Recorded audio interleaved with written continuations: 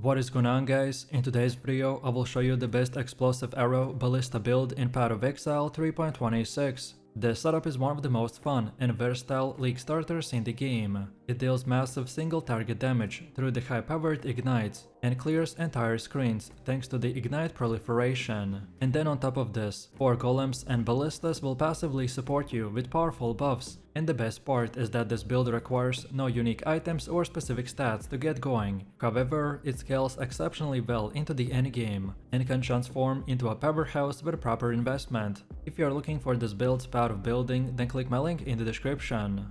And before we continue, thanks to U4GM, they are a pro website that provides PoE 1 boosting, items and even currency with a cheap price and fast delivery. They have over 17,000 positive comments and this website is really worth a try. So make sure to use my discount code KADE for extra 6% off.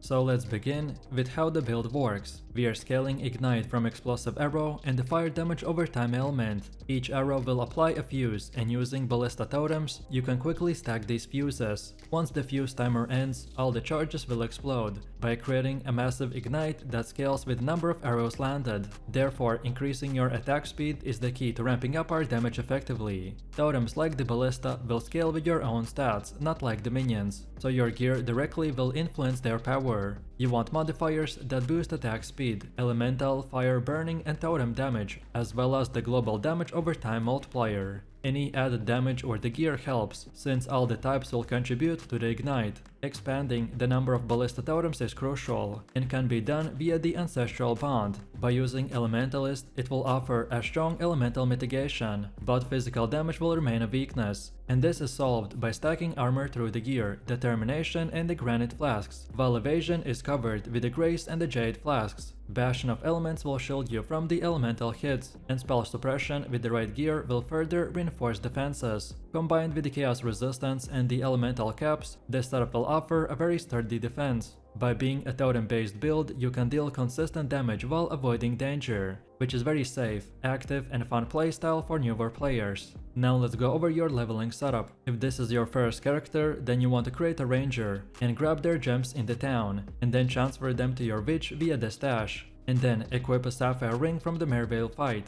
and a ruby ring for the Val ruins in Act 3. After level 20, the 2-stone ring will help hit elemental resistant caps. Then grace is great aura to use early for survival if you're feeling squishy. Then dexterity and intelligence requirements can become an issue, especially dexterity. So we solve this with the bench crafted modifiers or stat boosting amulets. Picking up the agility node on the tree will also help. During the campaign, I prefer to simply drop totems and move on, as they will kill the enemies off screen. This makes leveling both efficient and low risk. At level 30, complete the Fixture of Fate quest to unlock the library vendor, and then purchase the necessary gems like the Explosive Arrow, Ballista Totem Support, Faster Attacks, Grace, Blood Rage and the Frenzy. You can put them in a 2-handed weapon for leveling if you don't want to level them right away, as they won't be usable at level 55. Then at level 34, finish the first labyrinth and unlock your first golem from the Act 4. You want to grab the other 3 golems from the vendor by using the Orb of Chance. Don't forget to convert some Orb of Fusing if needed. The required golems are Flame, Lightning Stone and the Chaos. Your first 2 Ascendancy points should get you in the League of the Primordial, which will enable the golem buffs and the synergy.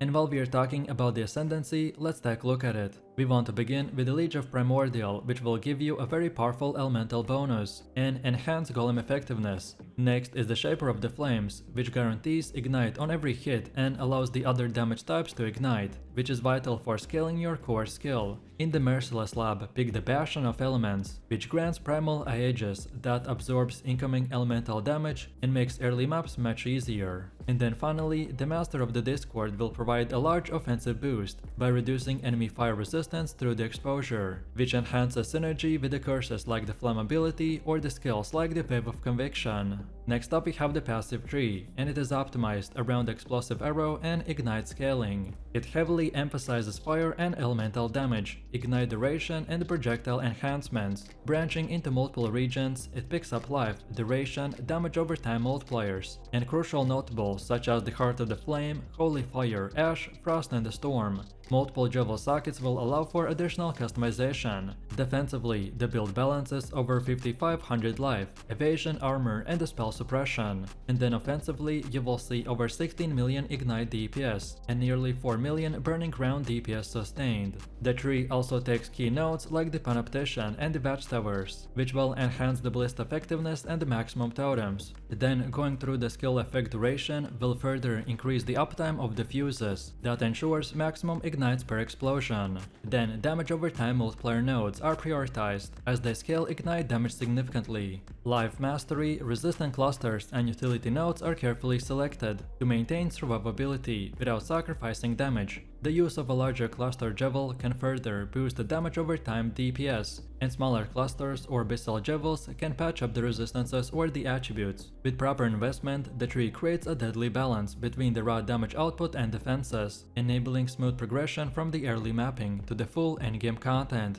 Then next up, let's go over to the skill gems. The core setup will feature an explosive arrow supported by ballista totem, Ignite Proliferation, awaken elemental damage with attacks, awaken burning damage, and awaken deadly elements. These will amplify ignite scaling and apply deadly burning effects. You will use all 4 golems, so the chaos, stone, flame, and the lightning. That will give us buffs and survivability, especially when paired with the Ascendancy bonuses. And Arcanist brand setup will automatically trigger the flammability, flame surge, and the flame ball to increase the fire exposure and ignite efficiency. Then auras like the Grace, Determination, and the Precision are supported, with Enlightenment to maintain mana sustainability and much more. Then Blood Rage increases attack speed and generates frenzy charges. Then Flame Dash and the Arcane Surge provides mobility and mana regen, while Frenzy adds the charge generation for single targets.